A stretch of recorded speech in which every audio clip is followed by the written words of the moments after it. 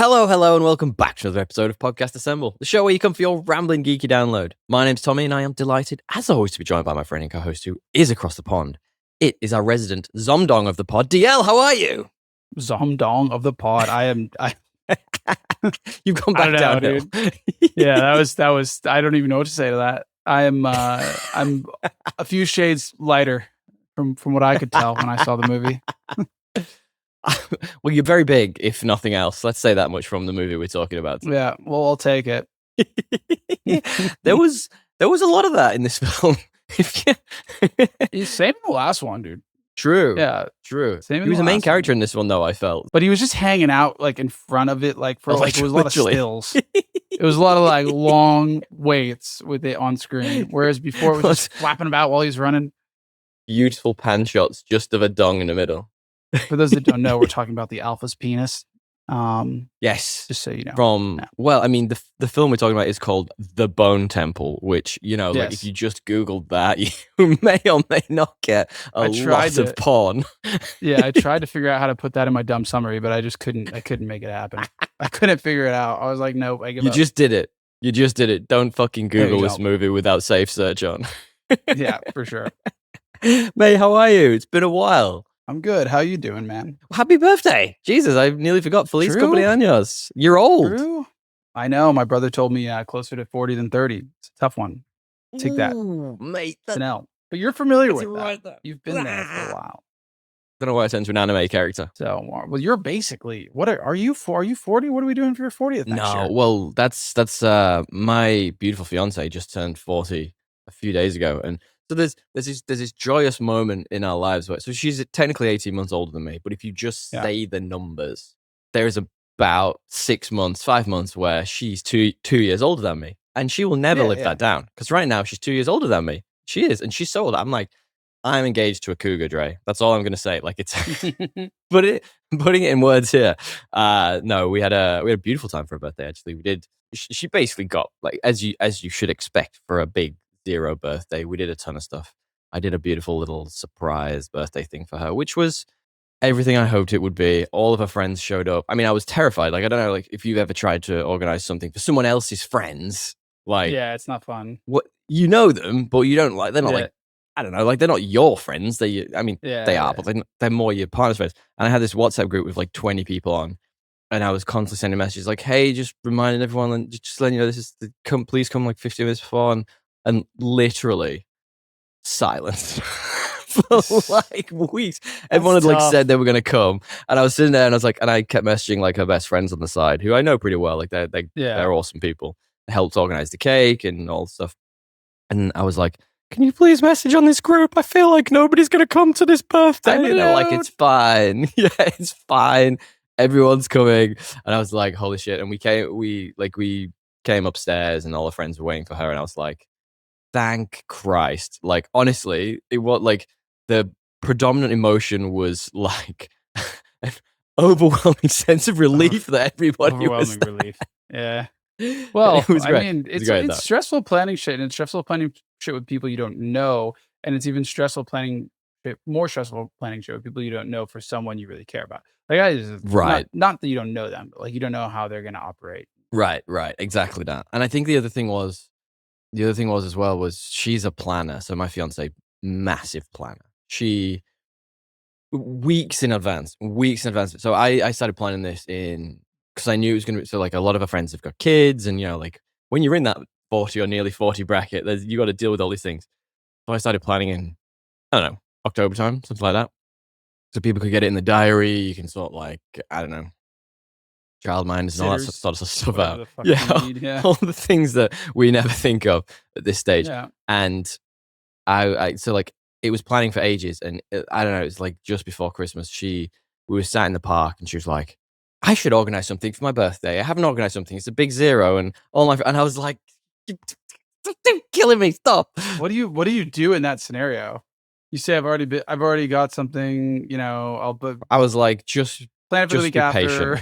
Yeah. Honestly, but I messaged her friends, and I was like, if she comes to you with anything, you know, just bend the truth a little bit. Just I don't know, you've got kid stuff that weekend. You've got a family thing. Like, oh, we'll do it later in the quarter. Don't worry about it. Well, later in the quarter. Who am I?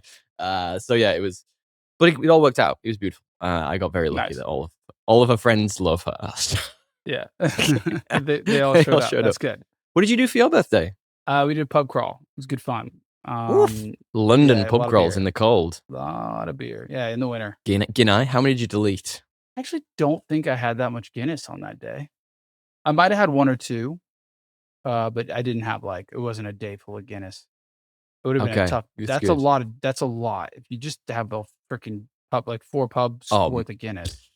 Jesus, all day as well. We were doing lagers. Yeah. It reminds me, we went for a friend's birthday somewhat recently. Actually, you know what? It's a couple of years ago now because I don't drink this much anymore. Thank God.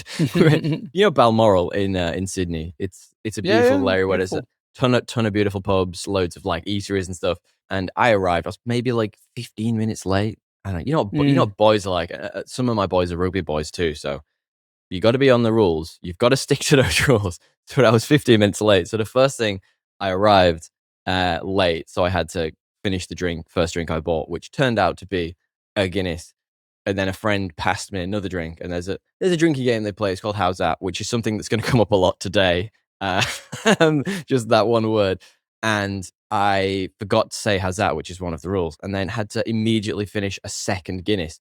So within the space of about, 5 minutes for me arriving, 2 Guinnesses deep, I felt like I was about to drown. I was fucking going like this. Sound like good guys, man. Good little great crew. Guys. Beautiful. Great set of peoples, all British and Welsh and Irish, as they should be living in the eastern suburbs, which is predominantly that anyway. Guys, if you want to hear us talk about our week, please feel free to stick around. There will be time codes in the description. As always, supplied by Mr. Matthew Bliss of mbpod.com. He's the best. Check out his stuff. Go away and look at what he does. And while you're down there, he gives a 5-star review, subscribe, all the things. Things we don't really understand. I still don't really know why that helps, but it does. You want to get more eyes in front of this, please do it. Give the gift of podcast assemble. DL, back to the nerdy nonsense. What have you been up to, buddy? What have I been up to, man? Dude, there's been a lot. There's been a lot since we last spoke. I think we caught up early Jan. I've read The Strength of the Few, as I know you have. Do we want to take a minute to talk about that? Because I've got some things to talk about. I got a couple of bits that I want to talk about. We could. Should we just do it now? Should we? There's no time like the present, or do you want? What were you thinking? Let's talk about it. So, just give me your top line thoughts. What did you think? TLDR on screen. Too long. TLDL. Strength. Which beautiful book. Beautiful. Which cover, is the book. Actually, I really like the cover for this one. This is just the basic bitch cover. But you got a paperback? I couldn't even find one. Yeah, I did. I bought the fancy one, the beautiful artwork one. I've forgotten what it's called. Of course you did. Please do not tell Kat. She will actually kill me. Do not mention it. She will find me. She will find me. That's definitely what you need. More books. I don't know where I'm going to put it. It's got to go somewhere here, probably along the bottom. But who knows? So again, we're talking about our favorite James Islington, who has rejected us multiple times. We love him. He is part of our new segment. He does not love us. People rejecting us who we think are great. We're going to bring some more of us back. I've got a good feeling for this year. And this is a follow-up to The Will of the Many. Yeah, which is, I think it came out only 4 years after. It was pretty quick turnaround, to be fair for him. Yeah, he was super. I was saying this to my fiance. I was like, she was sort of saying, is there going to be another one? I was like, well, this came out so fast. I imagine it's going to be 2, maybe 3 years tops. Yeah, he's already writing it, apparently. Well, that's why I didn't come on the podcast. Yeah, of course. Much better things to do. James, come on the podcast. Yeah, I think it was really good. I really enjoyed it. I read it really quickly. I liked the first half a lot more than the second half. Interesting. I thought it had really high moments. I kind of liked the first one more, only because I feel like he rushed through some things.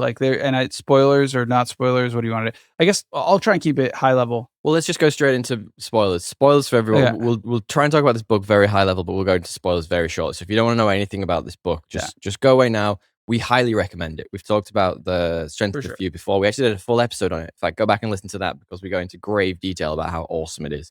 And this is more of that. Spoilers. So net, like I really like the 3 world thing. It's like it's hard to make a multiverse thing interesting these days. He made it interesting. I just think there was just so much like fertile ground between all of the worlds to do more like character development with like the side characters. I feel like every side character I cared about, it was just all Viz all the time. And every side character I cared about was like barely in it and barely had any agency. They were all in it around Viz. It was never like they had any agency or action outside of him. And I felt like that was very much like the first book, except for maybe like Calidus. I don't really remember anyone particularly standing out. Emisa stood out to me. They hung out a lot. A little bit. Yeah. Kaladin, how do you say his name? Aiden. Yeah, that dude. You got some serious shit last week on our last episode for not being able to say Rafe Fiennes, which you need to lock in now because you're going to be saying that name a lot during this episode. Who gave me shit? No, I thought I got shit for on one of our reels. You were on our Spotify you say, like comments? Ralph Finesse or something. It's cool. Thank you for putting that in the reel, mate. Yeah. You're really well, it was one of the man. best ones. It's one of my favorite. It was one of my favorite awards. If you pick up on anything DL says wrong, please call him out. We love it. We love it when you do. And me too. I always get shit wrong. There's plenty. You're right. I'm sorry, I interrupted. You're right. I didn't miss a word.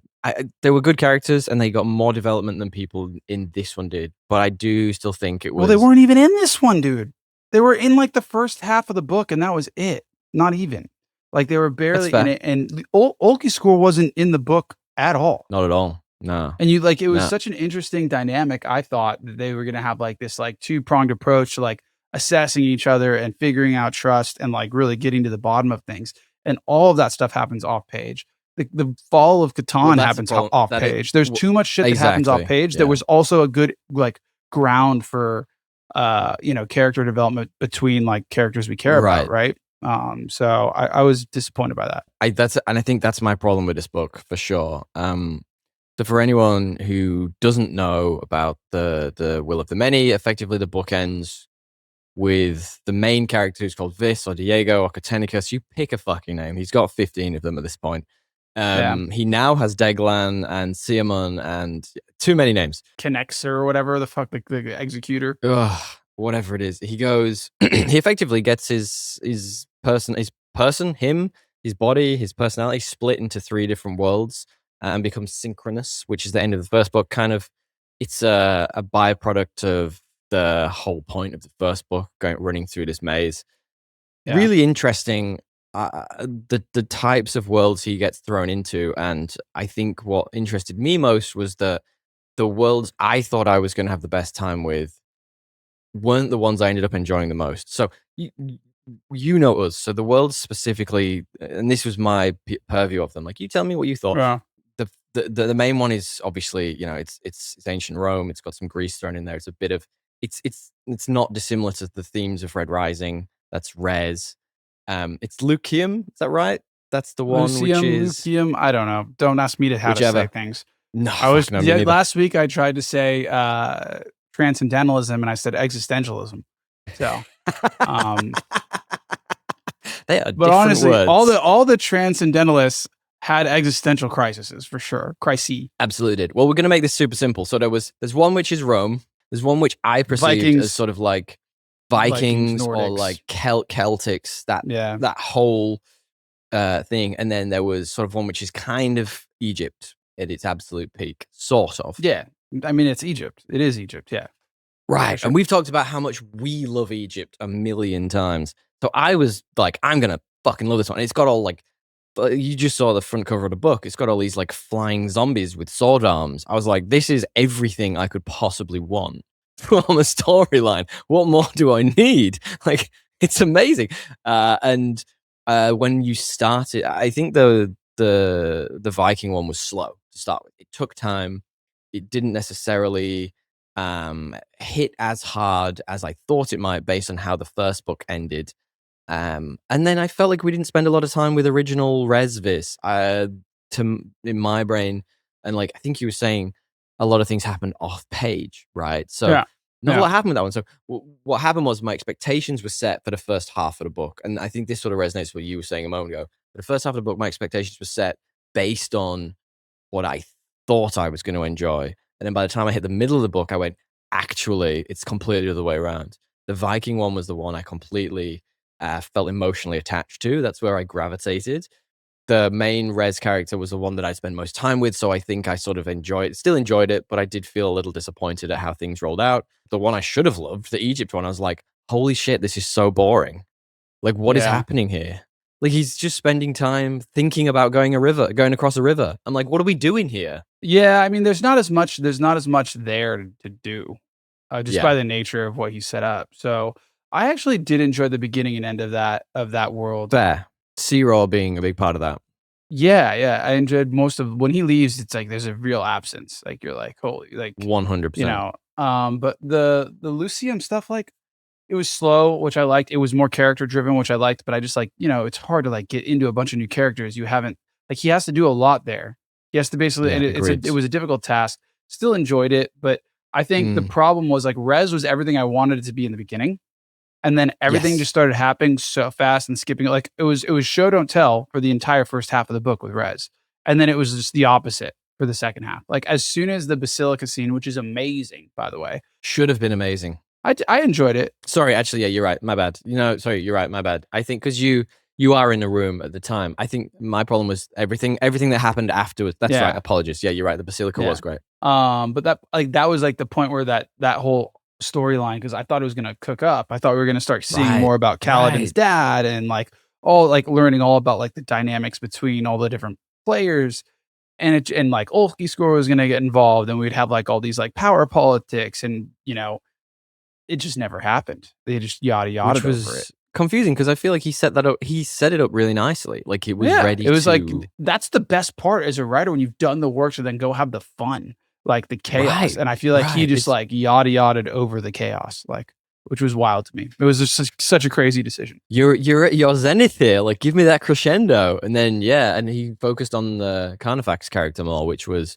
another name for this, which was pretty interesting, but amazing plot. Yeah, great. Like for a multiverse, right? Like which all is the like done inner workings. Yeah, all the inner workings, like the architecture of the plot, like super unique idea. The big bad, which is still confusing, but like super unique way of thinking about like an AI style enemy almost. Like it's really good. I like really enjoyed the book. And as we're talking spoilers, so I had obviously I followed the Hierarchy series on Reddit, which is like I tried to stay away from the whole time, and I didn't look at any Reddit posts on that thread the whole time I was reading it. Yeah. And you tell me, right? Do you think this sounds spoilerish to you? Because I don't think this because normally on Reddit, you know what it's like. There's the title and it'll say spoilers and you have to click into it. So the title of this one post was who the big bad is going to be for the rest of the series. And I was like, that's a spoiler. Why is that not? Do you think that's a spoiler? Because like my whole perception of this, and from the beginning of the book, and maybe even sort of the end of the last book, was that the other synchronous being was the one who was causing all the cataclysms, and he was the one who was kind of getting to be the big bad of the whole thing. And then when I was reading that, I was like, well, it's clearly not going to be him for the rest of the series. Like, who the fuck's it going to be? So I felt a bit let down by that. I was kind of waiting. I guess, but it's like unclear. Even I take your point. Like that implies that whoever like the author has made you believe is the big bad isn't. But also, there's 3 different fucking worlds, and like the big bad in one is like the hierarchy. The big bad in the other is like we don't even fucking know. There's some random thing called Call. Like I don't think it's that bad. But point being, even now you don't know that that guy who said that, like he that's what the author wants you to think right now. That doesn't mean that this guy isn't still the big bad. Like whoever this random guy is. By the way, we still don't fucking know. We still don't really know who it is. Yeah, I think for me, it just implied that wasn't going to be the main bad. And obviously, that's just someone's opinion. But that did give me a little bit of insight into where I think the book was going to go. Which, it kind of went to the expectation. It followed my expectations in many ways. Not in a bad way. In like it was good. And I think that is one thing. And I mentioned this on our group chat, so shout out to friends of the show, Kyle and Jared. We were talking about this the other day, had some obviously fabulous theories as well. It wasn't as unique to me in reading it as the first one was. Now, and I don't mean that in any way as a bad thing. Like, I think I just could now understand how he was structuring his characters and the plot more. So I think I fell into it a lot easier. And I think that's probably a good thing because the first one is quite hard to get into at the beginning. And it's such a tome. I think it took me a little while to really dig my teeth into how he was structuring his books. Do you want to do a moment of silence? Moment of silence. Do you want to do a minute of yeah. Do you want to think about, do you have any theories? Do you got any like overwhelming thoughts about where this is going? I haven't really done the theory thing on this one yet. But I can spitball. I have one overwhelming one. Yeah, I mean, it seems pretty clear that like there's something to do with like life and death but because like people are coming back, people aren't coming back. It's a weird thing, and there's a bunch of like ideology around mastering fear and death. I partially am like, I'm just gonna do something out of the whim. This feels like really simulation-y. Like the concurrence, like it feels like this is going to be some kind of play on like simulation theory in the end. And not oh, none of this matters. Like, no, like this is the simulation is life, and you're defining like what weight certain decisions have, like by like the choices you make. Meaning like Viz, there's no good answer. He's going to be that close to simulation. I think that's pretty. No, I just think it's gonna be some kind of play on simulation theory. Like you're breaking out, like the concurrence is has broken out of the box and is that because they're basically saying they created the worlds to stop it.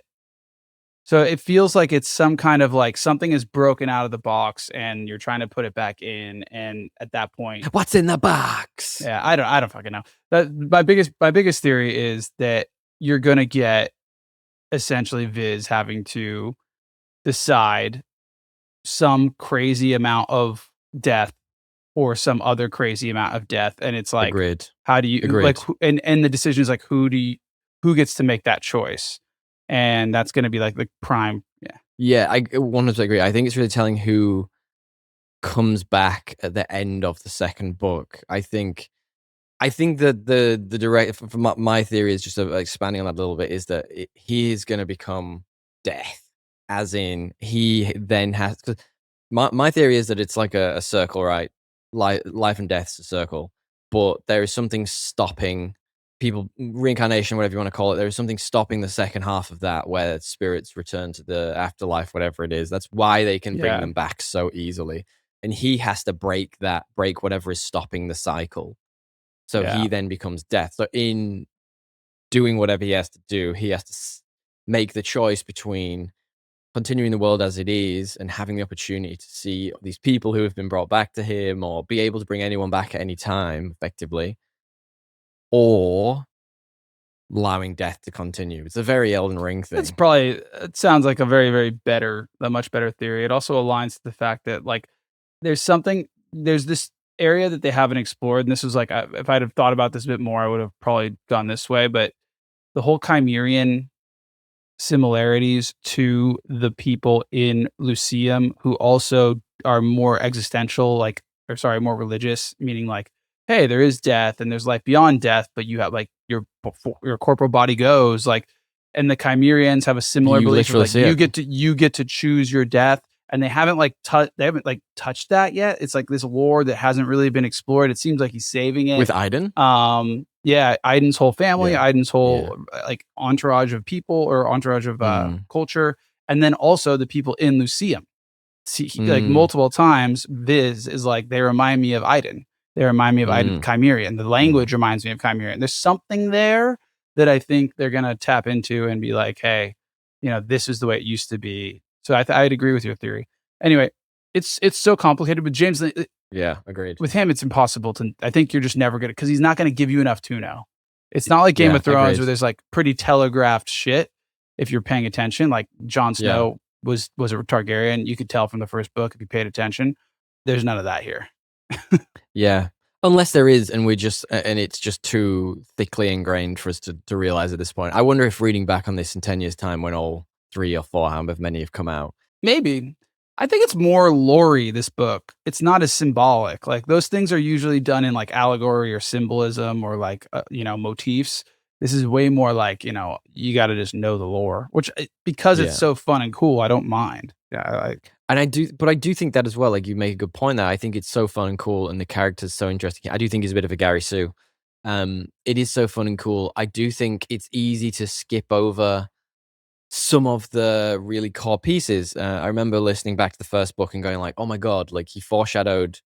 I can't remember what it was. I think it was Calidus's death. He foreshadows it super early on, and you go like, "Holy shit!" Like I can't believe I didn't notice that. I wonder if there's bits like that where because you're so engrossed in the world and/or it's such a gigantic book, you do miss these little subtle cues. Very possibly. Final question, then before we skip on, we've been talking about this way too long. Going back to my point around my Reddit issue again. Yeah. Who do you think the big bad's going to be moving forward? For this, I don't mean like in terms of existentialism. I mean like who is going to be for him the person. So I can't say the concurrence, which we don't know what it is. I mean, you can if you want. You can if you want. I don't think that's going to be. I think it's going to be that abstract. Yeah, I don't know, man. I mean, there's really not that many options. There's just Ustius and there's Sirar and there's. I think yeah.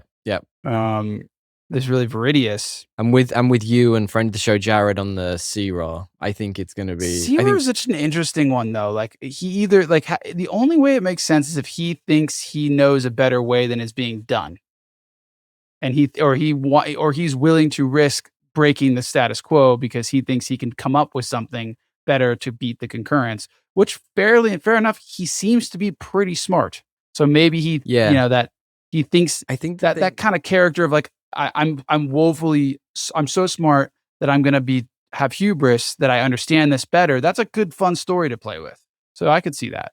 Same with Viridius. Right. And the other thing as well is you don't actually know a lot about him. Like if you think about it, like you've only seen tiny amounts of him in the book. You've heard people talk about how great he is and how good he is, but everyone is an unreliable narrator. It's his best friend. It's the girl who loves him. It's the brother who idolizes him. You don't actually see a lot of him prior to him going through the Eutychium and all that stuff.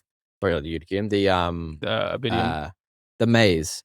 So you don't actually know what he's like. You only have what other people are telling you, and often that's not the best sign. Well, you see him in Obidium. You do, but at the same time, how do you know he's not just lying the whole time? Like that could be easily him trying to set up Viz to do anything. Yeah, well, the other thing is like it's such a one-sided informational share, right? 100%. 100%. And what is Viz like? I think they're setting it up to be that for sure. I just really liked Sirar, so I'm like, I don't really want that to be the case. Well, you liked him in one of the worlds. You don't know what he's going to be like in Lyceum or whatever. But why would he be doing different things? Like you don't go do this to go have this huge plan to stop the concurrence and then just be like have a different way of, I don't know. But what if he is the concurrence, Dre? What if it's like, but like you don't know he's not. You don't know he's dead in Res for sure. Like did they ever actually find his body? Like I don't think they did. No, I think in the first book they said they never found his body. I think they did indicate though that he can't. There were some clear indications that he can't do things that Viz can. But anyway, my point being, I would say that he's super manipulative. He seems to be very, very like he seems to be able to really, really like persuade people in a genuine way, which could also mean he's just highly manipulative. Right. You know? I think there's a lot he's not telling you at any one time. And it could be that he just wanted Viz to get rid of the car for his own means. For his own means. You know what I mean? Like, yeah, but what means are those though? That's what yeah. Well, he might want to be the concurrence. Maybe there could only be one. High level, yes or no? Good book, bad book? Yeah, great book. I really liked it. Agreed. I thought, it's just like hard when you read a book when you're like, oh, like if this would like it could have been like elite. Like I feel like he had all the formula to be like 10 out of 10. And I think it was an 8 for me, which is like me saying, oh, like it's not elite at 8. Like it's a great book. What do I know? Right. Amazing book. Yeah. I definitely had moments that I would change if I like could, but I can't because I didn't write it. So it's like he gets to do what he wants to do. Yeah. It is only the second book in what could be. I mean, like I think he originally said it might be a trilogy, and then he decided he didn't want to lock himself into those words in case he wanted to do more. So I mean, it's really still set up at this point. So even a book that chunky could just be the second of 5, for example. So like, who knows? Maybe he's just putting the pieces down. Well, he said like 4. Didn't he say he thinks it's going to be 4? I think 4 might be the answer. Yeah, which is like kind of such a random number. I think it's fine. I don't know, whatever he wants. I do think it's set up nicely now for him to just go away and like where the pieces are in the board now for me. Like a third and final book would be perfect. If he stretches it to 4 now, unless there's something that we don't know about or he introduces something wild, I'm not sure what else he's gonna do. You know. Anyway, yeah, great book. Had a great time with it. I'll probably do a reread at some point somewhat soon because I kind of want to go back over it, but I'll just give myself a minute just as then because it is so dense. And there's some other things I want to read first. Quickly then, have you been up to anything else? One or two other quick things? Did you finish Stranger Things? I did. I watched Stranger Things. I finished. What did you think? I started Fallout and I watched The Glass Onion. Ooh, so Glass Onion or Wake Up Dead Man? Wake Up Dead Man. And I liked all three of them. Stranger Things was a solid, I think you said it best, a solid conclusion. A solid character-driven conclusion. You know, Stranger Things was never about like making the upside down plot holes make sense. Like that was never Stranger Things. You were never going to have this like really well thought out mythology of like the Silmarillion. So I wasn't expecting that. I just wanted the characters to get their due, and the characters got their due. Yeah. It was really well done that way. Yeah. I was a little upset no one died. I know that's a bit depressing. It's not that like, kind of show, I think. Yeah. I felt like at least one of them though. Like, I mean, every of the last couple of seasons, someone's died, but it's always been kind of one of the newer characters. It's been an Eddie. It's been the brother. So I just wondered if this might be their chance to do something. And I don't know. I think a Steve Harrington would have been a good one to kill because like I was shocked that Steve didn't die. I was shocked. Shocked, Carton. I'm shocked. I thought he was toast. He was a gunner. There's no way. Total gunner.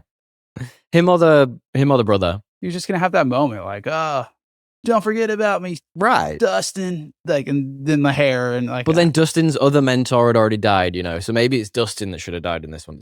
I don't know. I'm just throwing it out there. Someone should have died. I did enjoy it though. Like I know there are a lot of people are calling out all the plot holes and stuff in this, but I felt very satisfied with it. Same. It goes to show, like, as long as you get the characters right, like, does it really matter if you have plot holes at the end of the day? And they were consistent as well. Like they were consistent plot holes. Yeah. Like every season had consistently. I'm fine with that. I'm fine. I like that people are saying that Vecna was the one who took Will in the first season because there is a minor thing in the very first season if you rewatch it back, which, you know, is a long way off yet. But when what you think is a Demogorgon is chasing Will, he goes into the buyer's house and he closes it and he locks the door with the chain lock. And from the outside, it moves on its own and the chain opens on its own. Demogorgons can't do that, but Vecna can. So people are saying they think that was Vecna. That's nice of them to give him that retcon. Don't you think? You know? A little retcon. I thought the give them that grace, you know? Yeah, I thought the big monster at the end was very vaginal. I don't know if you like the face was just it was just aggressively vaginal. Like it was like, you mean when she rips it open, she's like, and then she like does she goes through. It's so funny. It's so funny. It's aggressive. A lot of people are giving shade to the Will coming out scene, and honestly, man, like don't get me wrong, like that was a great moment for that character. I enjoyed that a lot. I thought it made sense with his personality. But fuck me, it went on for a long time. It was like a 20-minute scene. I was like, what is going on? It's just also just like, I don't know. Maybe I'm just like a boomer in some ways. I'm like, oh, do I need to like... Okay, boomer. Do I need like 20 minutes of this? Like, you know, feel like there was so much. Like, it was, look, I love that for, it was like as well done as it can be. I'll say that. Yeah. Okay, do you recommend Stranger Things? Yeah. I mean, Stranger Things, it was a good ending. If you haven't... Season 5, specifically. Yeah. If you saw the first 4, you're going to finish it. So, and you should, because it wasn't bad. Yeah. And Wake Up Dead Man. I realize I'm rushing through, but we've been talking way too long on this. Yeah, Wake Up Dead Man's great, man. Really fun movie. And we'll talk about Fallout next week, because I'm loving it. The new season's really fun. Yeah. I am too. It's fantastic. I just think all those characters are so good. I recommended Wake Up Dead Man to a friend from work. Shout out to friend of the show, Anna. Her and her husband watched 15 minutes and turned it off because it was too slow. It was slower this one than the last few. It is a bit slower. Yeah, it is. I admit, I think in general it's not as fun as the other ones. I think it's a bit more serious, takes itself a bit more seriously, but it's that. I love that. I love bloody Benoit Blanc and his Benoit Blanc. It's a good name, man. It's just beautiful. The whole thing. He's a really good character. Yeah, he is fabulous. And okay, so one quick thing that I wanted to recommend to you that we went and saw, not last night, the night before. It's a long weekend here. Was we saw Marty Supreme. We went to see it at the cinema. That's the new Timothée Chalamet table tennis movie. And people are saying got to see it, dude. It's good. It's grim. I don't know if you know anything about the vague story of this. Yeah, he's in his greaseball era. Is Timothée Chalamet? Chalamet. I can't even describe it. So, like, the whole film, he's basically a swindler. He's this guy who's come up through poverty, and it's before sports really get their due in terms of getting paid. Dude, it's really good. It's real intense. There's so many things happening all at once. He gets a girl pregnant in the first scene, and that follows him the whole movie. And he's got to go away to like Japan to do a tour, and it's got this brutalist nature to it, where every choice he makes, no matter how much he gains from it, he loses more. It's mad. It's mad. It's crazy. And it's almost one of those Indiana Jones things whereby if he just did nothing, would he have come out better in the end? Almost probably. But because he's so driven, he just keeps making these decisions and doing these things. It's good. It's a good film. It's grim. Like, even the fiance loved it. Like, it was her choice in the end. She had a choice between that and some crap sounding rom-com-esque thing. Did you go to the theater? I knew what I wanted to see, but it was her choice. And I subtly, let's not say manipulate the situation, because I'm not a manipulator, Dre. That's the wrong word. I just have that in my head because you were talking about it with Zero. I influenced the situation to make sure we probably didn't end up seeing that other movie. And I was like, thank God, because she loved it. I loved it. Highly recommend going and see that film. Yeah. No, so you saw it in theaters? Yeah, if you get a chance, definitely go see it in theaters. Yeah. If you can find it at a good, I don't know, like something like the Ritz, you know what I mean? Like a good retro indie cinema, I highly recommend, because it's got that vibe to it. It almost needs that. It's an A24 film. So, like, it's going to be, it's going to at least be something. It's going to be something. Yeah. Guys, if there's anything we haven't talked about that you recommend us seeing, if you want to hear us talk more about Stranger Things, if you want to hear us do an episode on Stranger Things, if you want to hear us do an episode on Marty Supreme, let us know in the comments below. Let us know things you've watched over Christmas. It's been a long old break. I've got about 20 other things I could have mentioned here. We started to watch The Materialists, which is a film with Chris Evans, Pedro Pascal, and whatever her name is from Adam Webb. We watched 15 minutes and turned it off because it is bad. Let us know in the comments. Let us know what you've been up to. We love to hear about it. We would absolutely bring it up next episode. DL, we've already talked about it. Do you want to preface our main topic this week? It's the main topic theme. This week we are doing 28 years later, the Bone Temple. Bone Temple. The Bone Temple. Bone Temple. Title your sex tape. Title your monk yes. sex tape. Title your pre-sex tape. The closest thing pre-sex tape to this is Saw. Saw in the 28 years later universe. Yeah, of the last movie I've seen. Anyway, no, it's the second movie in the new trilogy. If it makes enough money, I think it sure is. Yeah, I think it sounds like they're going ahead with it, and it is not from usual director Danny Boyle. It is from director Nia DaCosta, who you will know from things like The Marvels and the Candyman remake. Who doesn't have the best? But he did write it. He was part of the writing team with Alex Garland, and it's kind of his universe.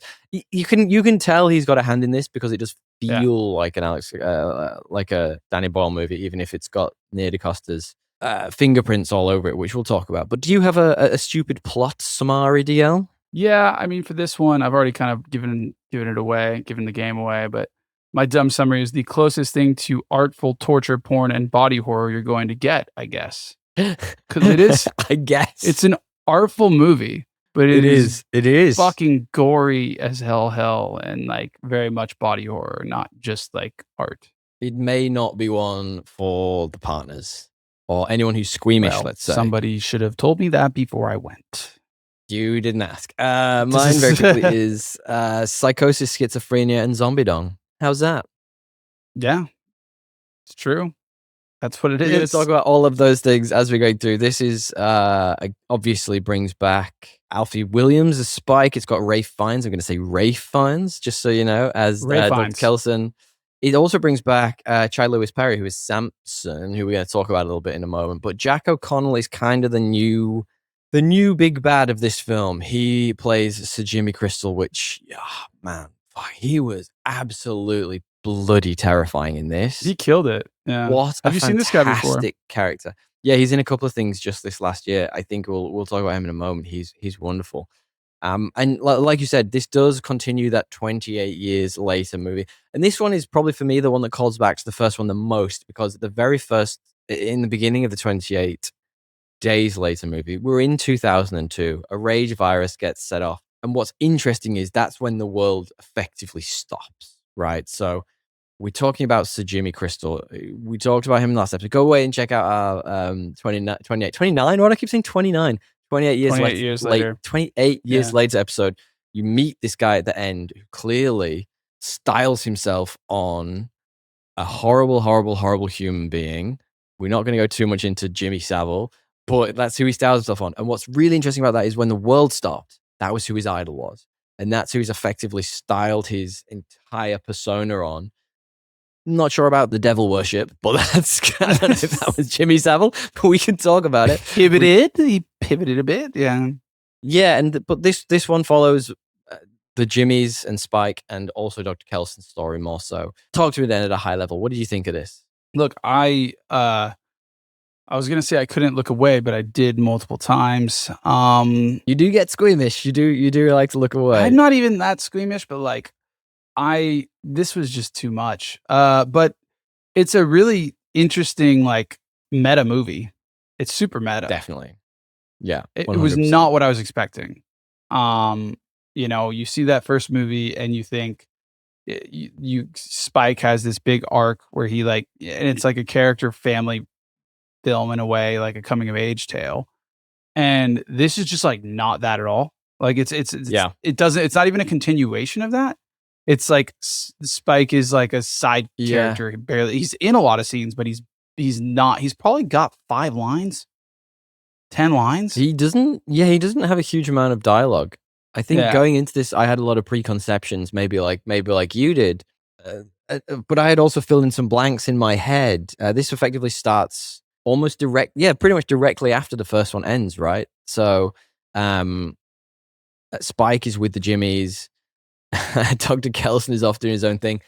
I think when I came into this, I wondered if there was going to be just a little time jump and you were going to see Spike more integrated into the Jimmys.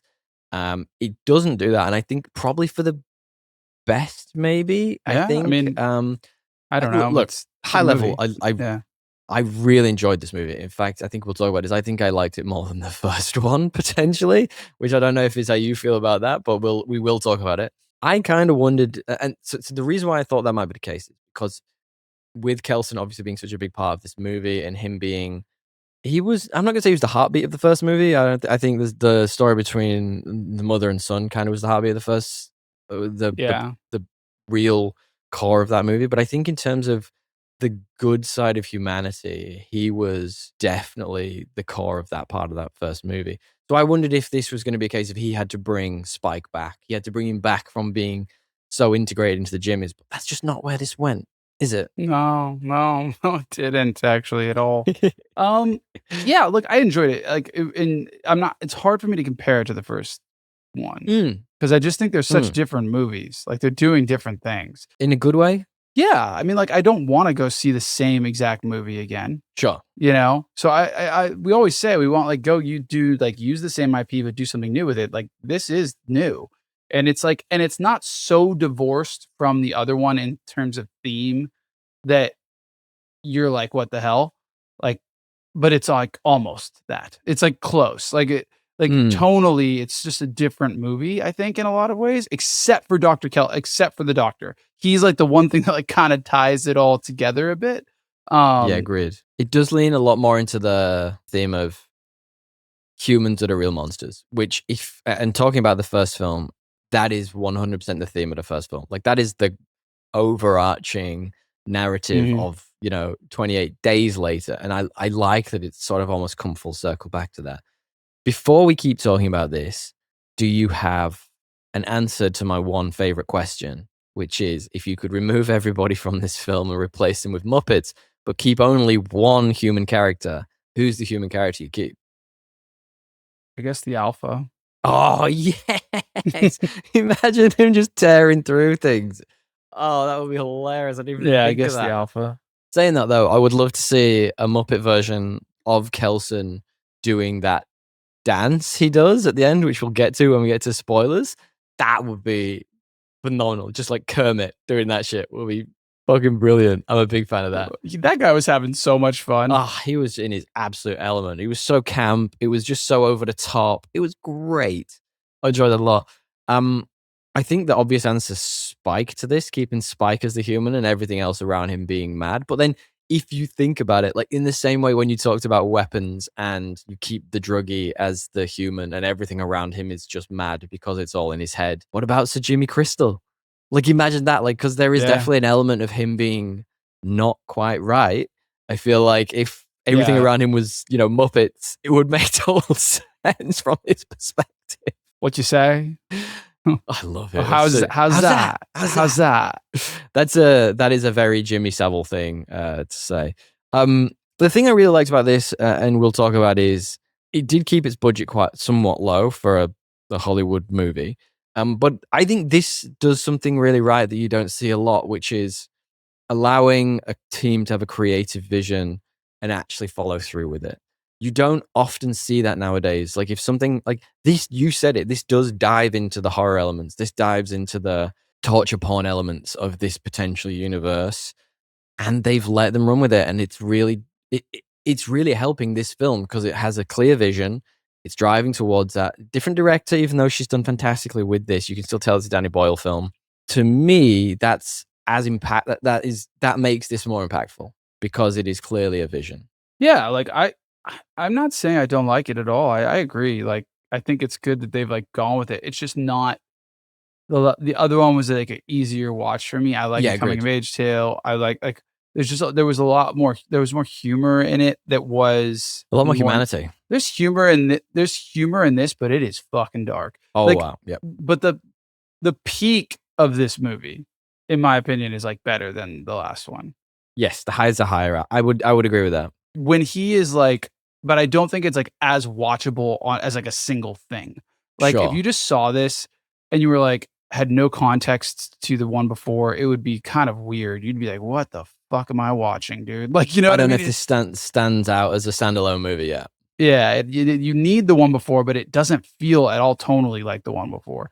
But like the scene with at least to me at least, the scene with when they meet each other is just like some of the best dialogue. It's like two really good character actors at their peak, the doctor and Jimmy chatting about, and they're both insane in their own way, but like Ray is more, he's not full psychosis, like meaning like you look at he's assessing Jimmy as a doctor, and he's like, this guy's fucking this guy is insane. Literally. Yeah. Like, and he figures it out really quickly. Like it was a really cool scene. And he also figures out very quickly that he can't manipulate him.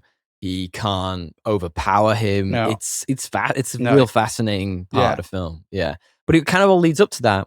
I know this is very much Spike's story, but you're talking about Dr. Kelson a minute ago. I cannot stop thinking the name Dr. Kelso, because who is obviously the head of medicine from Scrubs. And every time you say Kelson, my brain just goes to that scene where he gives one of the visiting doctors his Spanish dictionary, and he says to her, he goes, "This is for you for your trip. I don't need this anymore. I've mastered the language." And she goes, "Gracias, senor." You're welcome-o. I can't stop thinking about that. You're welcome-o. I do definitely think this is as much Kelson's story as it is Spike's in this film, because I don't even think it's Spike's story. It's just Kelson's and Jimmy's. I think he's an observer almost in this, which is fascinating. I mean, he does have quite a big. It starts off partially with him. But it mostly comes back to Ralph Fiennes and the Alpha Zomdong thing, which he's named Samson, which I love that. I love that he's he's naming the zombies. And that's a nice continuation of that first film because it certainly sprinkled some seeds for where that plot goes.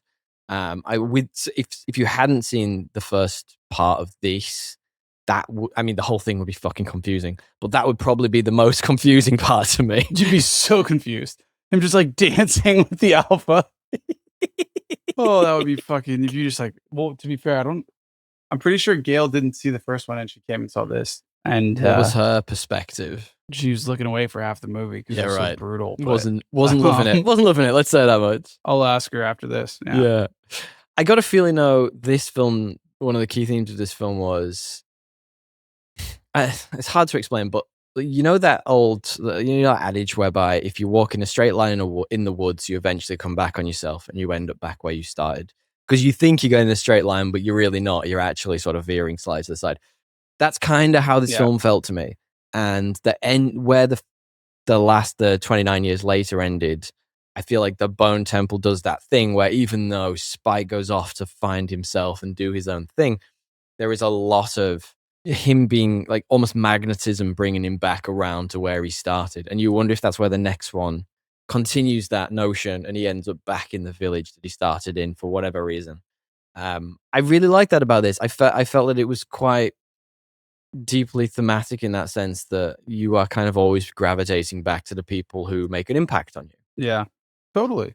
I think it's also just like way more like there's just way less normal people in this movie. Yes. Like everyone in this movie is kind of insane. Well, there's the village. There's the little town not town. It's like a house with like 5 people in it that they go to very briefly. Yeah, but they're in it for like only that gruesome scene. Like meaning like Spike is the only one that's normal. Are you saying Kelson's not normal? I think Kelson is on the like. I think he's the most normal outside of Spike. But the point, like, that's a good question. Do you think the film is trying to like have you assess if he's sane or not? I think there's a lot of that in this. 100%. Is that how you saw it? I think it's like a bit of a foil between like it's almost like religion and science and like somebody who is like so dedicated to their science that 100%. He has lost he's not a human. He's kind of like a robot right now. Like, but he has human elements. Well, like, I think it's the survival thing, right? Like, I think it's that you see him through the perspective of like, he's doing all this weird shit. He's covering himself in iodine. He's constantly walking around with his blow dart and he's listening to the same songs over and over again. And he's doing the same routine. And that inherently in this world looks kind of insane. It does. Yes. But if you think about it from the survival perspective, he's just doing what he has to do to survive. Those are the things that mean he has lasted as long as he has. I mean, the Bone Temple itself, admittedly, a little fucked up, kind of weird. But if you, like, outside of him building this memoriam to all these people, it's fucking outside of this citadel. Bone Temple.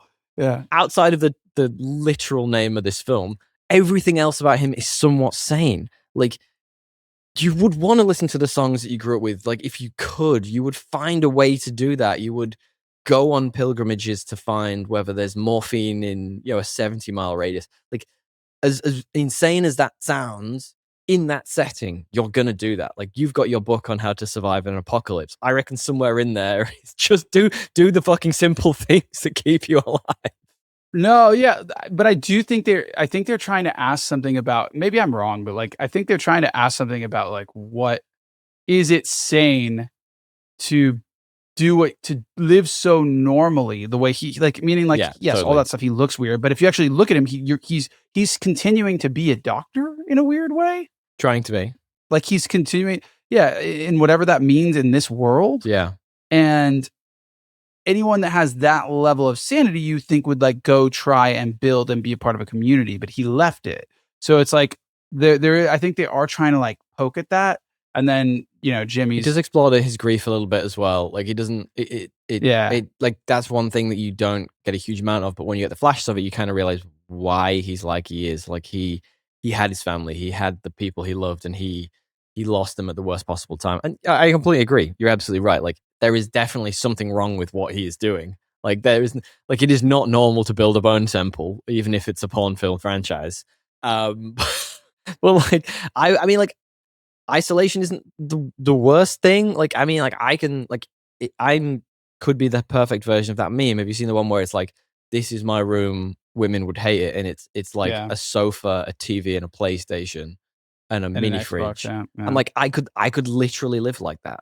As you know, stereotypical as that potentially sounds. But like, yeah, I mean, like I kind of get it, in a way. Like if you lost the people you love, it's hard to go and find new people and start in a new community. I get it too, but I feel like they're trying to. I feel like they're trying to investigate something. Like I feel like there is a foil between him and Jimmy that is really weird. Yeah, and agreed. I don't think they're trying to say he's insane, but I think they're trying to like. Well, they're the mirror of each other, right? They're like other sides of a coin. Yeah. I completely agree with that. Speaking of Jimmy, that you mentioned it before. HOWZAT? There's some really interesting themes of religion and worship and worshiping the wrong person, and there is some interesting uses of that in how he manipulates his followers and how he brings them around.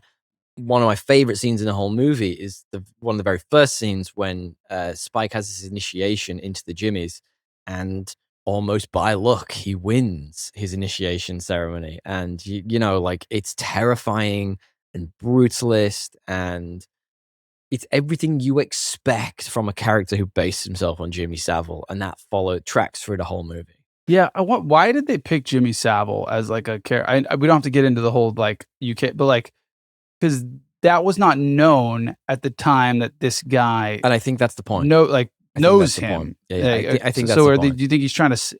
No, I think the point is, when the world stopped, and I was kind of hinting at this before, when the world stops in 2002 or whatever, in the universe it stops, nobody could have known that he was the monster, because that came out years and years later.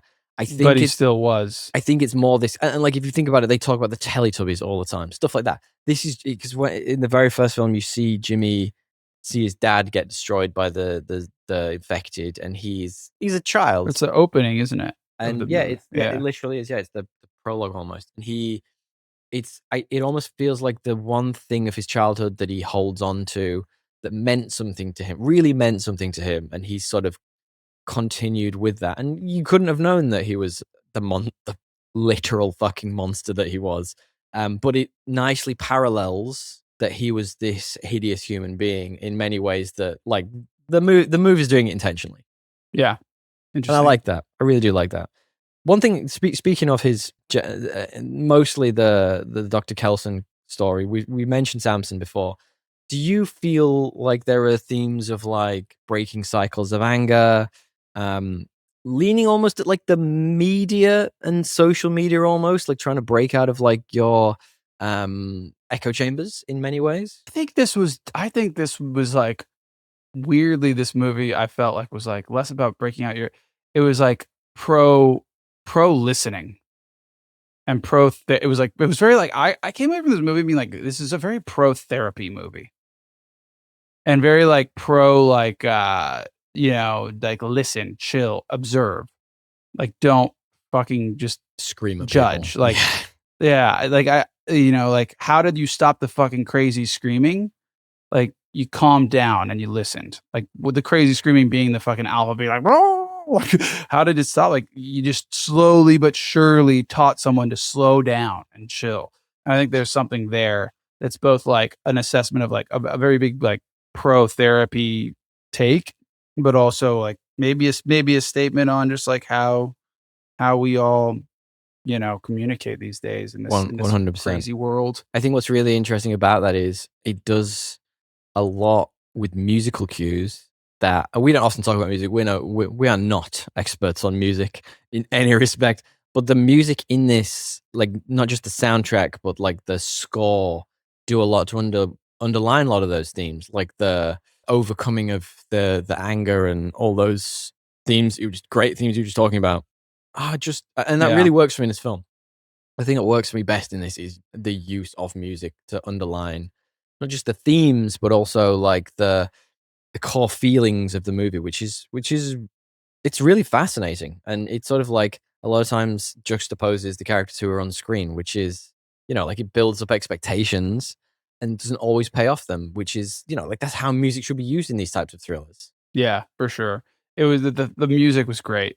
It always is in this series. I think he just nails it. I really like Danny Boyle. He's just such a fantastic director. Like pitch perfect every time. What did you think of the action? There wasn't much. Yeah, to be honest. Yeah, it was just like a lot of like gruesome, like quick, like long torture scenes, gruesome moments that were like quick and not really big, not really fights. Like they were kind of like someone trying to fight but getting owned. Overwhelmed. Yeah, it was different. It was minimal, right? It was not an action movie. Yeah. Yeah, like the last one at least. The reason I came around to that was because that first scene where Spike is initiated, let's say, into the Jimmies, it's, that's probably, I mean, that's the only traditional action scene I can think of in the movie, in massive quotation marks. But it wasn't even. It was just like they were kind of making fun of him, and there was like one fucking jab to the artery, and it was over. Chips away at it, yeah. And it's brutal. Like that whole brutalist thing with the Jimmies, they're so unique in their perspective, and how. What's really interesting is that they must, I don't know how they became fucking martial arts experts, but they just walk around this wasteland completely nonchalant and confident as all hell. Yeah, there's confident as all hell, dude. Like they just get like, and like, how is no one else that good? You know what I mean? Like they're the only ones. Like every time Aaron Taylor Johnson, when he was in the first one, was out there, who's a big beefy dude who's clearly skilled with a bow and etc. He doesn't have that level of arrogance. He doesn't have that confidence to him. Like how have they never been swarmed by a horde? You know what I mean? Like I feel like you got to yada yada that a little bit. That's what I meant by tonally different. Yeah. Like it was just like tonally different. I was never at any point in this movie afraid of zombie. Right. And that was clearly by choice. Yeah. Like that was clearly a choice for the film. Like they weren't trying to make it about that. You were afraid of humans. Yeah, agreed. You were afraid. And you were probably more afraid of the humans than you ever were of the zombies. Really interesting. Which is, I think, clearly something they were trying to do. Yeah, because that's a huge subversion on the. I mean, like we talked about this. The whole point of the first one was humans are the real monsters. That is a huge subversion of that, because in the first one, like you are terrified of the rage virus, whereas in this, it barely factors. Like you will probably only see it 5 times, 6 times. Yeah, but what's the question then? Is like, what do they do in the next one? It's a great question. We could save that for later, maybe. Yeah, maybe we'll save that for when we've done a little bit of spoilers. Quickly touching on performance, Ralph Fiennes, he's in his element in this. Like he was having so much fun. Having so much fun. He was just buzzing and like the dancing with Samson, who was also fantastic in this. It was really interesting how much emotion they could chalk into all the scenes in this. I felt for a silly horror zombie movie, infected movie, it was like everything was so emotional at all times. The bit when they're in the farmhouse with the family, or Spike's journey, or even just Dr. Kelso, I'm going to say Kelso from now on, getting to know Samson, quotation marks. Fantastic. Yeah, and like not even just like passion of Jimmy. So calculated. It was like there was a magnetism to his fucking insaneness. Like it was like anytime he was talking, I could not take my eyes off it. It was like clear cult leader vibe, and what a performance. Like that guy, I've seen that guy in a bunch of stuff. He's in Godless.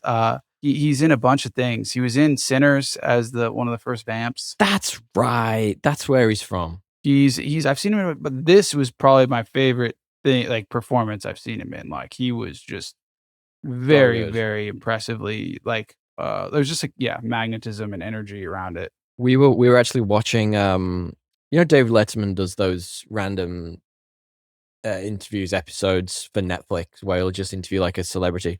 He did one somewhat recently with Michael B. Jordan, and they talk a lot about Sinners, and we obviously loved that film. I think it was probably our second choice for best movie of the year last year. And I told like that performance, I just hope he doesn't get I hope Jack O'Connell doesn't get pigeonholed as that psychotic bad guy in a way that I think they tried to do a little bit with Christoph Waltz, because I feel like he just does it so well. I feel like he needs to do something very different next, which, I hope he does, because, wow. First time I ever saw him was he was like a good, calm, quiet Western hero. Yeah, which right. is like so different. Oh, he's a hero. Well, yeah. I mean, kind of. You know, they're all anti-heroes in a Western, but like, he was the protagonist. He's been in a lot of stuff, to be fair. Good for him, man. Epic performance. Big fan of that. Really, really fun. Like, I think everyone's good in this. I can't think of a particularly bad performance.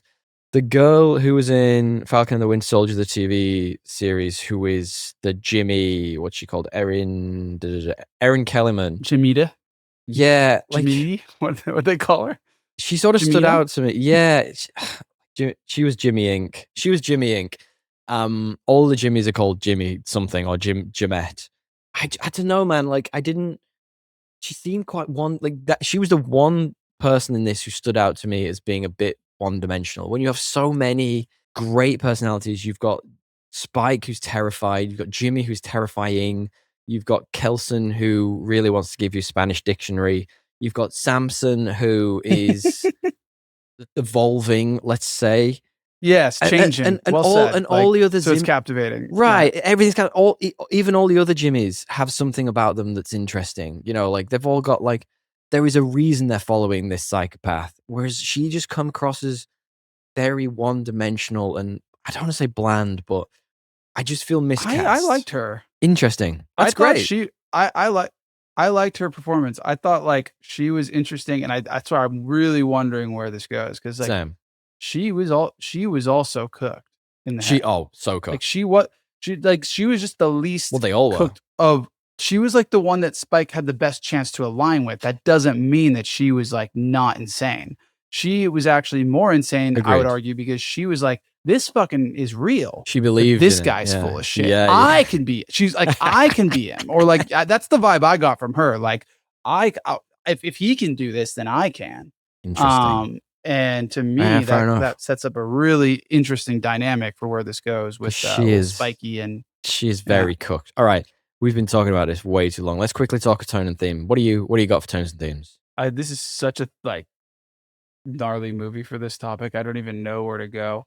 I mean, I just have Man is the Real Monster. That's the one that resonates most with me. But also, like, is it because, who saved everyone but a man? So like, I don't even know if it's that. I think there's something like more like heady around like science versus like religion, mysticism and shit. Like this, it's very much that kind of movie. It's like take it all the way to the top. Yeah, I couldn't tell you, to be honest. Like anything I say, ChatGPT would do better. I think Danny Boyle has a fantastic way of layering his movies with such deep themes, such heady, say heady themes. I think the themes are always real heady, but in a way that like is really resonates. Like the setting, the setup of it, how the characters work. You've met someone. I'm not saying you've met someone who's as psychotic as Jimmy Crystal. But you know someone who's a bit manipulative and who's a little bit off, and like know people, and you can just imagine in this world where everything's gone wrong, they're the ones who will end up doing that. That's you. Which one are you, DL? Which character in this are you? I would argue I am still in the village, just chilling. Yeah. That's where I'm at. I'm not leaving that little island like Spike did. All right? I'm the guy. Not doing it. I'm the guy who got killed immediately, who made a bad choice, went up and tried to kill the one. Just a random dude. Tried to kill a random infected and fucked up. And he did not do that well, by the way. He was. That's me. That's what I'm saying. That was 100% me. Yeah. I think there's probably a theme in here around like ritual. Yeah, okay. Interesting. Because you think about like what Spike, or not Spike, Jimmy is doing. It is kind of this ritual where he basically calls like torturing and killing people charity. Yeah. And it's like the ritual of this new weird religion they've got. And then I always keep forgetting his name, the doctor. Kelson. The main character, Kelson. Kelso. Yeah, Kelso. You can say Kelso. I appreciate that. You're welcome-o. No, he's like literally surviving on ritual. Yeah. The ritual of like maintaining his study as a doctor and furthering science even in this terrible, shitty situation. So I think there's something about that. Maybe that is the core overarching theme of this movie, which is the opposite, the juxtaposition of these two rituals, which they are both surviving by, and it's fascinating how that turns out. They're both surviving through ritual, and it's like, how does one go so far off? And the other one went pretty far off too. Like, I mean, he made a bone temple. What are your 3 best and 3 worst in this movie? 3 best, 3 worst. This is the leads for sure. 100% are the best. Ralph Fiennes and Jimmy. Close. I'm pretty sure it's Rafe. Rafe? It's Rafe? I thought it was Ralph. It's all right. You say it how you want to say it. Ray. Fucking Jesus. One day I'll get it, huh? Maybe we'll just make it a thing. I mean, you don't know which Chris is which, so why not make it this? Yeah, I've already got the old dementia kicking in. RF, Jimmy, can't beat him. I would say the music. Yes, I have that too. I think it was a really bold sequel. So I'm just gonna leave it at that. They went for it. Mine are almost very lost. So for anyone who's new to this, by the way, we do 3 best and 3 worst, which is 3 reasons you might want to watch this movie, non-spoilers, and 3 reasons why you might want to watch this movie, non-spoilers. And my best are almost identical. So they're the performances I had, which is very similar to the leads. The music, so everything about the cues, everything about the soundtrack, just so on point. And then the unique direction, what you're saying, it's a huge swing, this movie. As a sequel, they could have played it super easy, super simple, super safe. They didn't. They really tried something different here. And even the direction of Nia DaCosta compared to a Danny Boyle direction, it's similar, and it uses cues. It even brings back things from the first movie in terms of the Infected, but it's definitely unique, and it continues its creative vision in a way that is unique in how it presents itself, and I really enjoyed that. Did you have any worsts? I only really had so much Zomdong. It's not even really my worst. Yeah, it's more just this might be your worst, but my worst was definitely not the Zomdong. Oh, you liked the Zomdong? Well, that says everything I need to know. Yeah, great Zomdong. As far as movies with Zomdongs in, this is top tier. This is top 3. Put it on the Mount Rushmore. Instead of heads, it's just dongs. It's gotta lead. It's gotta be number 1. if there is a Mount Rushmore, there has to be another movie with Zomdong. There has to be. There's got to be. I don't even know if there is. It might be one and only, but it's not really a zombie movie though. For all the Zomdong was what I was going to say. I tell you who might have one. That Zack Snyder one, the one he did where it's Army of the Dead. I think that might have Zomdong in it. Don't. It's you saw that. Awful. Go on. Yeah. Sorry, your worst were. Yeah, it's not really a zombie movie. So if you were expecting it to be, it's not really one. The thing you might call out as well is, and I think you made me think about this while you were talking, was this definitely isn't for everyone. It's doing well, it's making money, but by no means is this for everyone. I would not have taken my fiance. I'm surprised you did, to be honest. It's a lot. Well, I didn't, dude. The first one was not this crazy. Crazy is a great word for it. It was a lot. Yeah. I would say there's virtually no tone, tone is in the feeling of the movie connection between this movie and I did not feel the same way watching the first one and this one throughout the movie. And I don't think you're supposed to. Yeah. And that isn't necessarily worse, but you may again go into it thinking something different. Yeah. I kind of also just, here's the thing. I know I'm supposed to suspend my disbelief. The other worst is I kind of just don't believe this dad is nowhere to be found. They're hanging around right by all the places that he knows Spike is. Right. Did I forget something about the first movie? Is he still alive? No, you're absolutely right. He is. I was actually going to say about I don't know if it's a spoiler, but there isn't an Aaron Taylor Johnson in this at all. Oh yeah, well we got this late. Yeah, you're right. He's moments away from where they were hunting together. Surely, and none of that town either.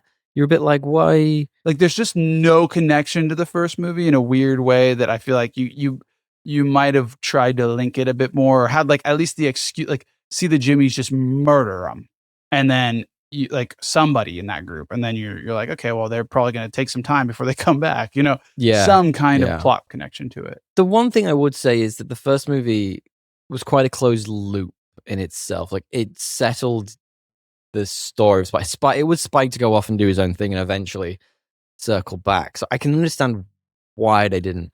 But I think the positioning of it and the fact that they were so close to the doctor and you're absolutely right. Spike's whole thing was he wanted to take his mom to see the doctor in the first one.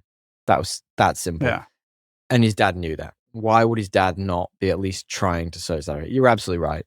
That's an interesting point that I hadn't quite put together. Question for you then. Can you guess me the current IMDb score for this? 7.9. This is a week old, by the way, but I should have probably looked. It is 7.8. Let me recheck that. Oh wow. It feels like a low, like a high 7. It's too divisive to be low 8. Yeah, it's still 7.8, which is super interesting. What do you think the Rotten Tomatoes score is? I feel like it'll be like really oddly high, like 95 or something. 94. You were so close. Yeah, I think people really like. Well, I think people who like this really like this. You know, like. Yeah, if you're gonna see, I'm one of them. Yeah. Yeah, absolutely. And what do you find? I think the letterbox is, which is always 3.6, but never 3.6. I think this one might be like a 3.7. Ooh, it's a 4. You were so close every time. You've done really good here this week. Wow. Flat 4. That's fine. And Wow. admittedly, this is a week old. I haven't checked since, but I think I did see this on opening weekend as well. So, goddamn. Yeah. Now we've got to ask the final Pretty question, good. though, which is, as always, is this better or worse than the most average movie we know, which is Aquaman 2018, and why? It's clearly better according to me. Worse according to my wife. Right. But isn't that what an average movie is? It's polarizing. No, it's not. It's just boring. Yeah. I would say better too. It's a good movie. Yeah. It's got to be better. I had fun with it. I had a good time. Let's do some really quick spoilers then. Very quickly wrap this up. The storyline with Kelson and Samson is probably the emotional heartbeat of this film. And I really liked that idea of the morphine specifically, which is in the darts that Kelson hit Samson with. I like that he named him Samson. It's cute. It's cute he's named him. It's cute. He's named his little pet. I really like that about this. And it gives him a moment of peace and clarity. And as an infected, it is, you see through his eyes, which was fascinating because it's that rage and that constant. Right at the beginning, you see through his eyes. But it's constant motion. It's like watching a Michael Bay movie on fucking acid. It's awful. It's hideous. Shout out to one of our latest episodes for the No Credit for All films that come out in a couple of weeks on Teenage Mutant Ninja Turtles with friend of the show, Juan. We talk a lot about doing drugs in that. And if you think about just the concept of Teenage Mutant Ninja Turtles, that's a cocaine thought right there. It's like someone's been like, they're teenagers and they're ninjas and they're turtles. Mutants. Someone's awkward thoughts getting in there, you know. There's a lot of that in the 90s. You know, so much so. And I think it's early. I think it's like the 70s and 80s. But let's talk quickly about the Kelson. Yeah, it started as a comic book series. That idea of Kelson finding a cure for Samson in this universe is fascinating for two reasons. One, because they can cure it, which is, you know, wild. And no one else has managed that. But also because the man who did it then dies. So the secret goes to the grave with him, which is kind of fascinating. Yeah, true. I didn't actually put that together because they don't really give you closure. I guess the last time you see Samson, spoilers, right? We're in spoilers. He looks like the devil because you're seeing it from Jimmy's eyes. But now we're seeing it through Jimmy's eyes. And so there's two things with that. So like, we'll talk about Jimmy's demise in a minute. I think Kelson drugged him and his followers because he blew the dust in their faces. For sure. Not only is he drugged, but also I think he's a schizophrenic. If you listen to his dialogue the whole way through, he's like, I hear things in my head. There's a lot of indicators that he's a schizophrenic. So I wonder if there is more psychosis to him than you realize all the way through. So I think there's probably some confluence of those things. Yeah, it is interesting that you say the secret dies with him, but it does it though because he wrote a bunch of stuff down when he realized it worked. But the Bone Temple burns down, so how are they going to find a random hatch in the middle of this? If they don't find the hatch, you're right, it's gone. But I think he was diligently inscribing his little drug cocktail. So do you think the way this franchise goes is that someone finds that and cures everyone, or do you think they go the full capitalist route and weaponize it for future profits? I don't fucking know what they're gonna do in this third movie. Mad. Because now we can talk about the if you want the ending. It's just going back more towards like an actual. It seems like a plot driven story, not like a theme driven one. Which this movie was more of a theme and character driven one. Totally. Well, it reintroduces Cillian Murphy's character at the very end, who you haven't seen for 4 movies now. 3 movies? Yeah. So it's kind of like, what are they gonna do? Are they like, after taking this big of a swing and having people like it, like, where do you? It's kind of hard to go back. Like, so I wonder what they're gonna do. Well, I mean, maybe it will be like Killian has to like because he's clearly bringing society back to his daughter or whoever that is. Like maybe he has to decide, like, is this weird girl who's clearly insane and this little boy like how do I rationalize like these two parts of humanity? Can they both coexist? Maybe that's exactly where it goes. You don't think it's going to be a fetch quest to go and try and find the cure? Sure hope not after this first movie. I mean, same. After the second one, I sure hope they do something like way better than that, because now they can.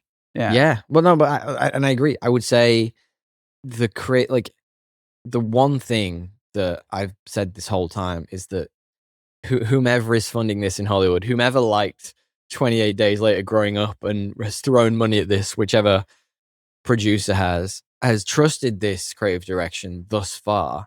Keep trusting it. Don't try and change what Danny Boyle's driving towards, whatever it is.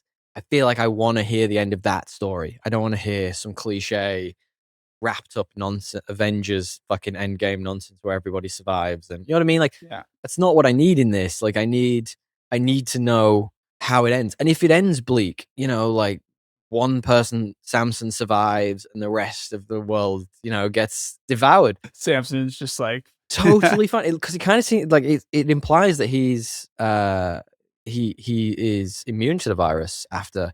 So there's a train scene where Samson's had a cure given to him by Kelson. That scene, by the way, where a couple times. So there is a scene, and I know we're skipping around in the ending. Kelson is with Samson, and he believes the best thing to do for him is to euthanize Samson, because in those moments of peace, he gets so relaxed, and he is in such a beautiful space. It's like Regan in his place of peace, the Astor in Melbourne.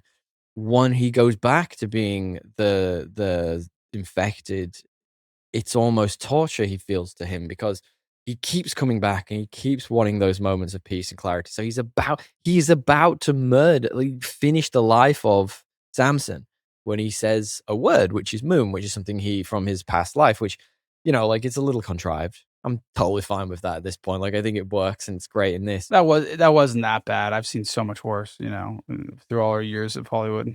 Totally fine, like, at this point. But, like, then once he has had the antidote and he is effectively cured, he goes away, and there's a scene where he tries to find the wife that was having the baby from the first film. Go back and listen to our other episode.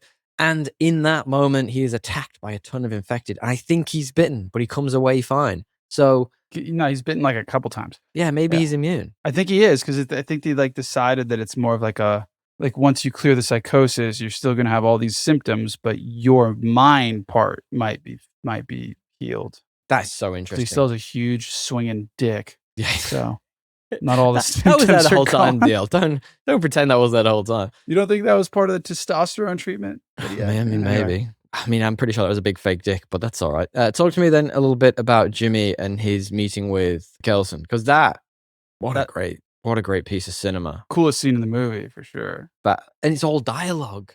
It's just two mentally disturbed people having a conversation, and each like and like finding a common ground. Madness. Like finding a way to understand each other and liking each other kind of at first. I don't think Kelson likes him. I think Kelson has got his number from the second he walks in. At the start, he's intrigued. Well, maybe he doesn't like him, but he's fucking intrigued. Sees him as a patient. Yeah, maybe.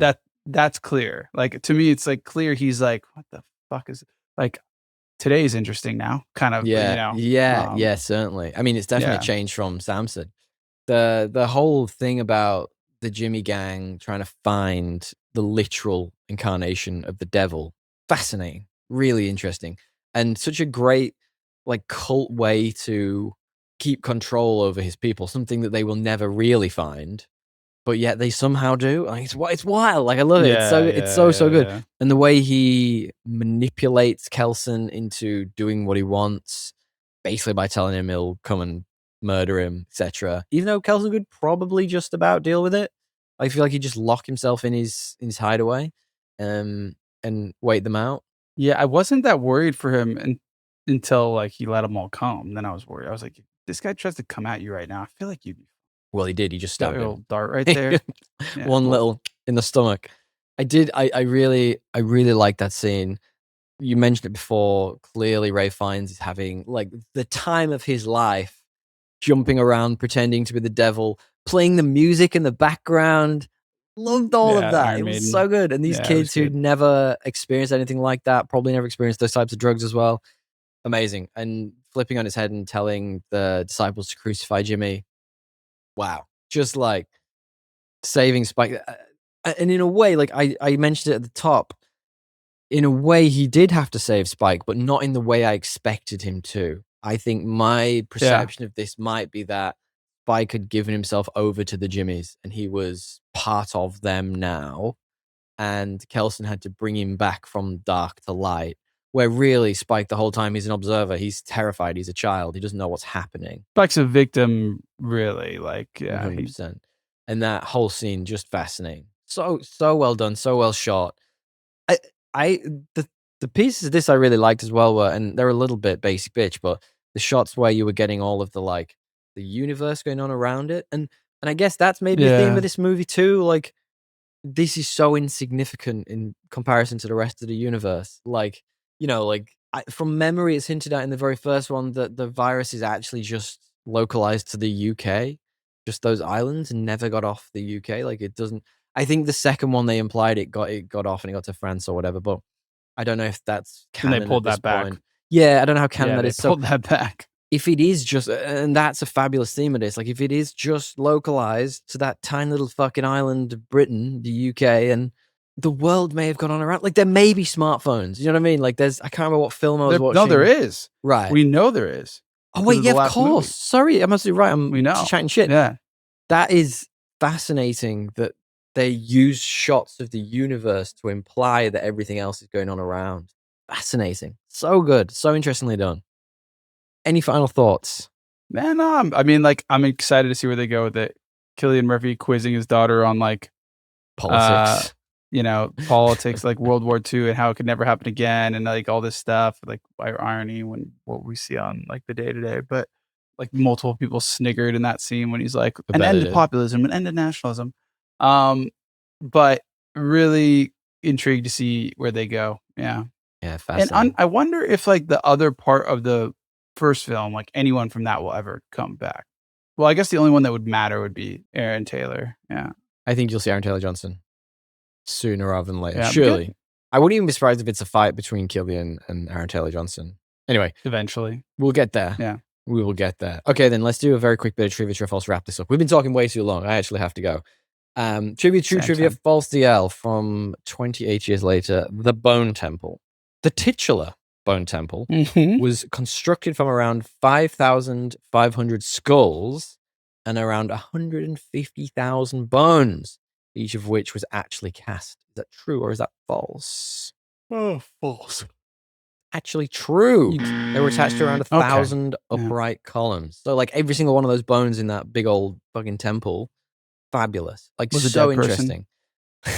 At some point, it was actually a real dead person. They just went through a load of graves, as you should. Trivia, God, that's bleak. Trivia, true, trivia, false DL. You said it. Every single bone was a real bone. It was a real bone. God. The Bone Temple DL. Trivia, true, trivia, false. Before filming, it was confirmed that Cillian Murphy was going to reprise his role as Jim from 28 Days Later. However, the original plan for this film was to have the antagonist come back as well, who's Christopher Eccleston, reprise his role, but as an infected. Is that true or is that false? False. It is false. I made that one up. I would love to see Christopher Eccleston come back. I love him as a character actor. He's fantastic. In that first movie, I don't know, like, you may not have seen it recently. It is one of the movies I grew up with, so it's ingrained, but like, he's a really good bad guy. Yeah, really good bad guy. Like, just so grim, so brutal, so everything bad about humanity. Yeah. Good on you. You got one. You got one this week, DL. I'm proud of you. All right, finally then. Man. Trivia, true, trivia, false. Near the beginning of the film, Samson eats a man's brain. This is a reference to the stereotype of zombies eating brains, which originated from the film Return of the Living Dead in 1985. Everything I've heard about this sounds true, so I'm going to go true. He was eating a brain. Zombies do eat brains. It is true. This is not supposed to be your stereotypical zombie movie. Yeah, yeah, you're absolutely right. So 2 out of 3, it's pretty good. 66%. You did really good there, my man. Ultimately, I had a wonderful time with this film. Fantastic sequel. Great continuation of the franchise. Not for everybody, completely admittedly. No. But it really has something and a creative vision, which is, I've used the word unique a lot today. Unique.